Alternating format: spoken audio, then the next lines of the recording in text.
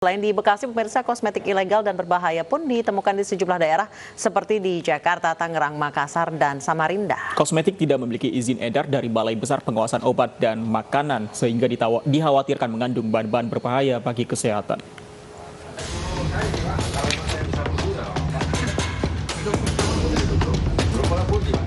Aparat Polsek Samarinda menggerebek sebuah gudang penumpukan kosmetik ilegal di Jalan Bung Tomo, Samarinda Seberang, Kalimantan Timur, Maret 2020 lalu. 21 kardus yang berisi 50 jenis produk kosmetik ini langsung disita dan dibawa ke Polsek Samarinda Seberang. Produk kosmetik ilegal beragam jenis dari berbagai merek ini tidak mencantumkan nama produsen, izin edar, maupun tanggal kadaluarsa. Setiap kemasan pun diberi tempelan stiker hologram agar menyerupai produk asli untuk meraup keuntungan hingga 20% setiap penjualannya. Bisa dapat keuntungan berapa, Mas, kalau jual per itemnya itu? Ya, 20%. Oh, 20 berapa? 20%. 20% ya? Produsennya yang datangi Mas atau Mas yang cari info? Sales. Salesnya datang ke tempat Anda ya?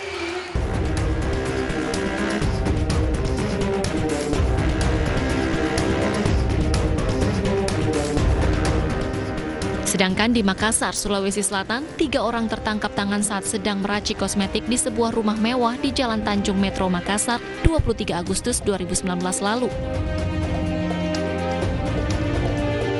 Ketiganya meramu susu dan berbagai bahan yang dibeli secara online untuk memproduksi kosmetik. Saat digerebek, petugas unit tindak pidana tertentu Polrestabes Makassar, ditemukan juga ratusan kosmetik siap jual. Produsen kosmetik ini memasang label untuk kosmetik miliknya. Ternyata sudah setahun terakhir produksi kosmetik ilegal ini dipasarkan secara online dengan omset puluhan juta rupiah per bulan. Sebuah ruko di kawasan Cipondoh, Tangerang, Banten digerebek petugas gabungan. Saat digeledah, Balai Pengawas Obat dan Makanan Provinsi Banten menemukan lebih dari 37.000 kosmetik dengan 68 merek asal Tiongkok. Produk ini ilegal karena tidak memiliki izin edar dari Balai Pengawas Obat dan Makanan. Usaha yang dimiliki oleh TT, seorang warga asal Tiongkok ini, sudah beroperasi selama 6 bulan dengan sistem penjualan melalui sistem online. Tetapi polisi gagal menangkap TT dan hanya menemukan 6 karyawannya.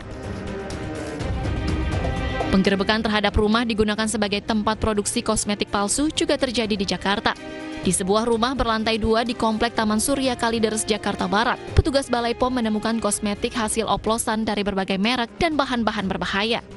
Hasil campuran berbagai bahan ini kemudian dikemas dalam wadah produk-produk terkenal. Di saat yang hampir bersamaan, petugas BPOM juga menggerebek 3 rumah di lokasi berbeda yang juga memproduksi kosmetik palsu. Para pelaku mencampurkan kosmetik terkenal dengan bahan-bahan berbahaya. Tim Liputan iNews melaporkan. Pemirsa, maraknya peredaran kosmetik ilegal di Indonesia harus diwaspadai, khususnya bagi para wanita. Kosmetik ilegal sangat berbahaya bagi kesehatan karena tidak melalui uji klinis.